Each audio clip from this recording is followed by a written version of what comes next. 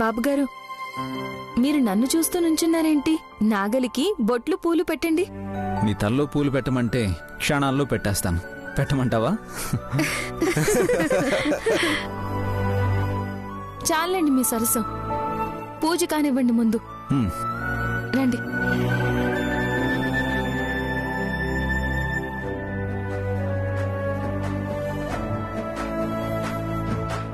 నైని, నీ కళ్ళకి సుతారంగా కాటుకద్దినట్టు పసుపు రాస్తున్నాను. నీకు బొట్టు పెట్టినట్టు నాగలికి కుంకుమ పెడుతున్నాను. నైనామ్మకి పొగటెలకు రాస్తారో చెప్పండి బాబు. నువ్వు ఊరుకోవయ్యా. విశాల్ బాబు గారు చెప్తే దిల్ ఖుషి అవుతుంది. మీరు పదండి బాబు గారు.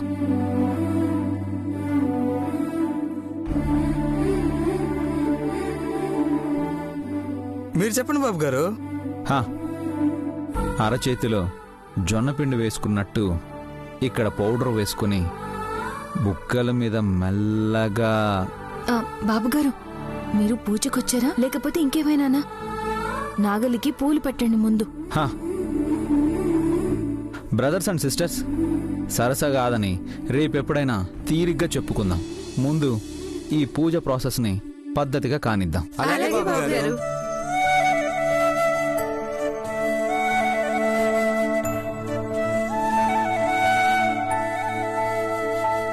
రండి బాబుగారు, రండి.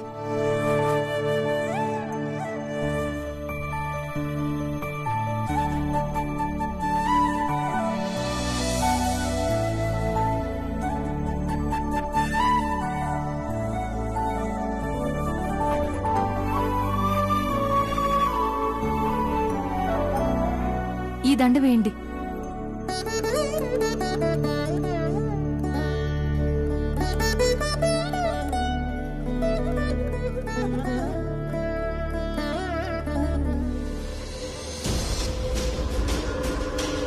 నేను అడిగిన దానికి సమాధానం చెప్పకుండా ఏం ఆలోచిస్తున్నావు? ఇంకేదైనా బిజినెస్ స్టార్ట్ చేస్తే ఎలా ఉంటుందా అని. ఇప్పటికే నష్టపోయింది చాలు. కొత్త బిజినెస్ అంటే ఉన్న ఆస్తులు కూడా అమ్ముకోవాలి. ప్రాఫిట్ వస్తే డబ్బు ఎక్కడ పెట్టుకోవాలో కూడా అర్థం కాదా ఆంటీ? నిజంగా అలా వచ్చేలా ఉంటే డిన్నర్ సెట్ దగ్గర నుంచి వాష్ బేసిన్ వరకు బంగారంతో చేయిస్తాం. కానీ అదంతా కల.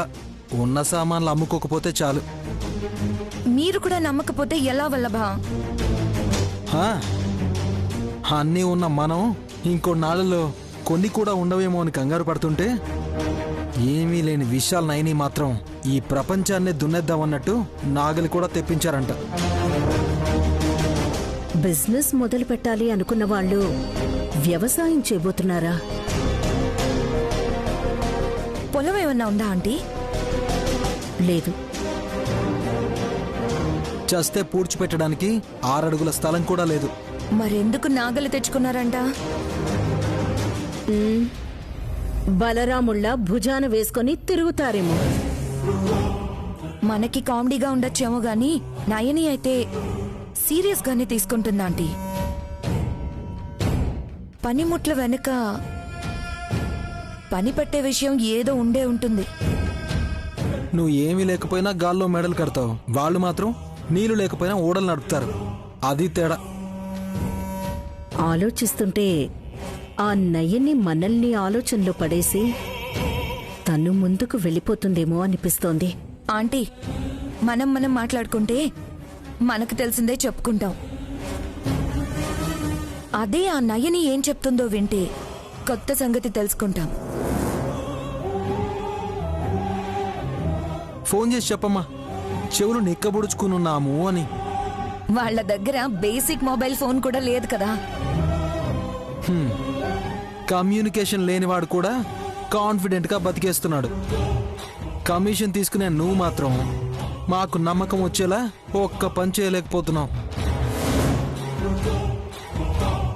వల్లభ, కసిని నిలదీయటానికి ఇంకా చాలా టైం ఉంది. ముందు మనం ప్రాంగణానికి పోయి నయని ఏం చేస్తోందో చూడాలి.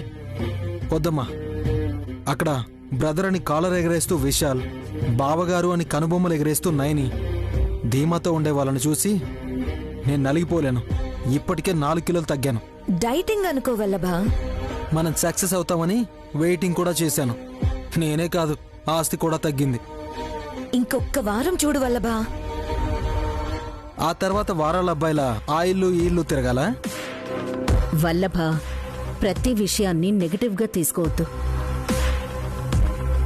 ఎవరూ సాయం లేకపోయినా, వ్యవసాయం చేయడానికి పొలము లేకపోయినా, ఏం దున్నేద్దామని నైని నాగలి తెప్పించిందో అది తెలుసుకోవాలి.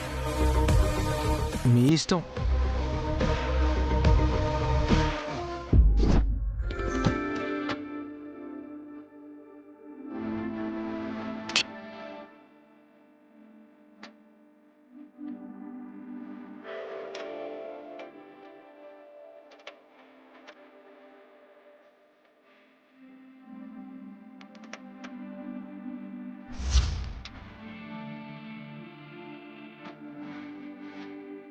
హారతి ఇవ్వండి బాబు గారు.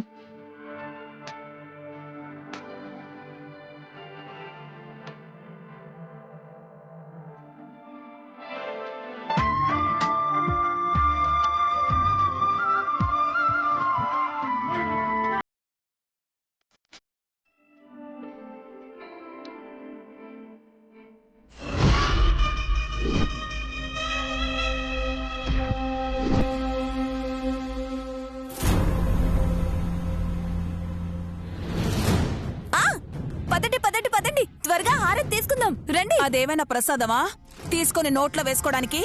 ఎందుకే అంత తొందర? ఏహే పదండి దుర్ద పిన్ని.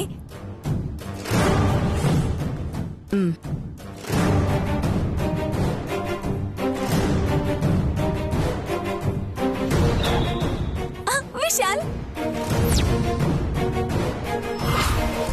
మీరు కూడా తీసుకోండి అత్తయ్య గారు. తీసుకోమ్మా. సంతోషం.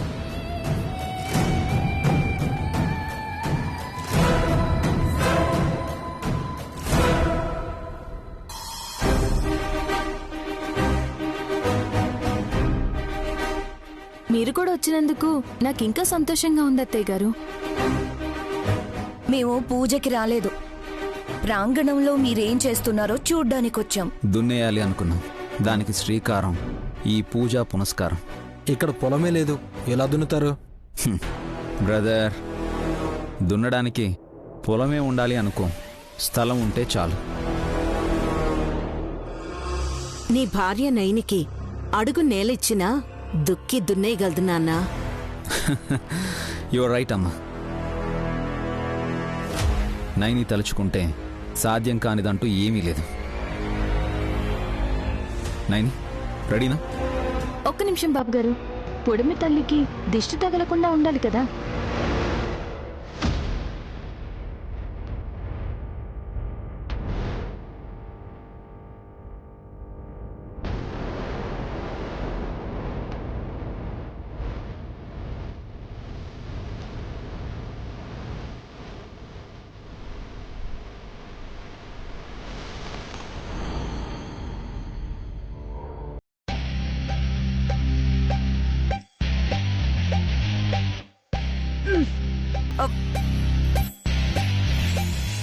ఇదేంటి ఉప్పుగా ఉంది? స్మెల్ కూడా డిఫరెంట్ గా ఉంది. మిమ్మల్ని ఎవరు టేస్ట్ చేయమన్నారు? అవి నీళ్లు కాదు. నీరు కాకుండా పన్నీరా? గోపంచకం బావగారు. అంటే తూర్పుకి తిరిగి నిల్చున్న ఆవు పాట పాడితే గ్లాస్ లో పట్టుకొచ్చింది చెల్లి. సాంగ్ ఎవరు పాడారు? వారిని నీకింకా అర్థం కాలేదా? నువ్వు కొవ్విది పోస్తే పట్టుకొచ్చారే. చీ!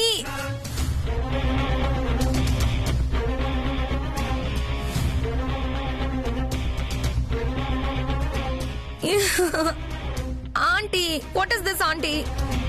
పూజలో భాగం కసి. Take it easy. నువ్వైనా స్మెల్ చూసావు. అదేదో అమృతం పెదాల మీద పడిందన్నట్టు లటుక్కున నాలుకతో చప్పరించినా నేనెలా ఫీల్ అవ్వాలే?